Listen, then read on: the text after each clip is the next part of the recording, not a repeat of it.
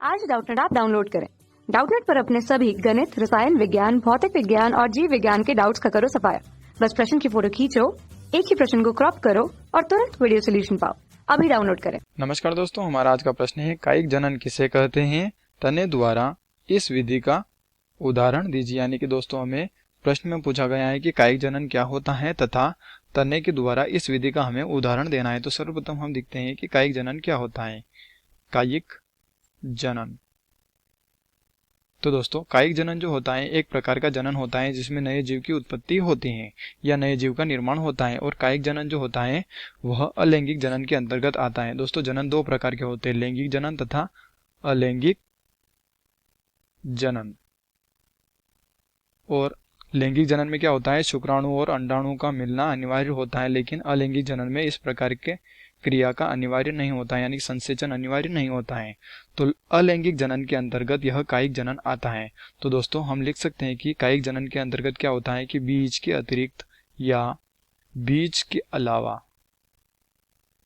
अलावा पौधे के जो भी भाग होते हैं उन भागों से हम नए जीव का उत्पादन करते हैं, नए जीव की प्राप्ति करते हैं। जैसे बीज के अलावा और पौधे में कौन कौन से भाग होते हैं, हम मानते हैं तना और पत्ती। इसके अतिरिक्त एक और भाग होता है जड़।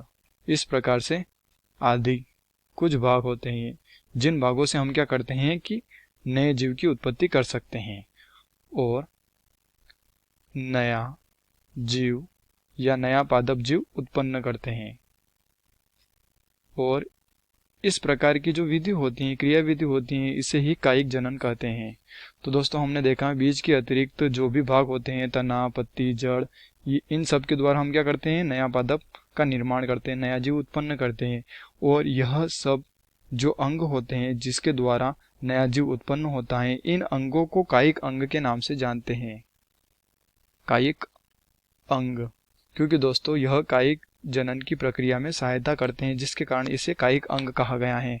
तो आइए दोस्तों हम उदाहरण की सहायता से समझते हैं कि तने के द्वारा कायिक अंग किस प्रकार के पौधे में होता है और कैसे होता है। तो दोस्तों अगर हम उदाहरण के साथ माने कि तने के द्वारा कायिक अंग किस प्रकार का हम कर सकते हैं, तो उदाहरण हम मानेंगे गन्ने का या गन्ना का पौधा। ठीक है, तो दोस्तों गन्ने के पौधे को हम किसी स्थान पर लगाने के लिए हम क्या करेंगे, उसका तना काटेंगे। जैसे कि दोस्तों यह गन्ने का पौधा है और इस तने को यहाँ से काट देंगे। ठीक है, और यहाँ से काटने के बाद इसको दूसरे स्थान पर लगा देंगे, जिसके कारण यह तना पूरी तरह से वृद्धि कर पाएगा और एक प्रकार गन्ने के रूप में यह बन जाएगा। तो दोस्तों हम लिख सकते हैं कि गन्ना तने के द्वारा नया जीव प्रदान करता है या नए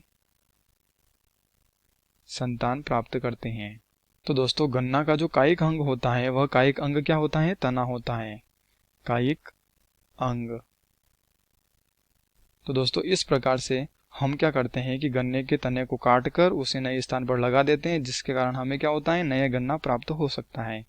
तो यही गन्ने की कायिक जनन के अंतर्गत विधि होती है, जो कि तन्ने का भाग हम इसमें यूज करते हैं। और दोस्तों इसका सर्वप्रथम लाभ यह होता है कि हमें नए पौधे कम समय में प्राप्त हो जाते हैं। तो धन्यवाद दोस्तों, आशा करता हूँ आपको ये उत्तर जरूर समझ में आया होगा। कक्षा 6 से 12वीं से लेकर नीट, IIT, JEE वो एडवांस के लेवल तक 1 करोड़ से ज्यादा छात्रों का भरोसा।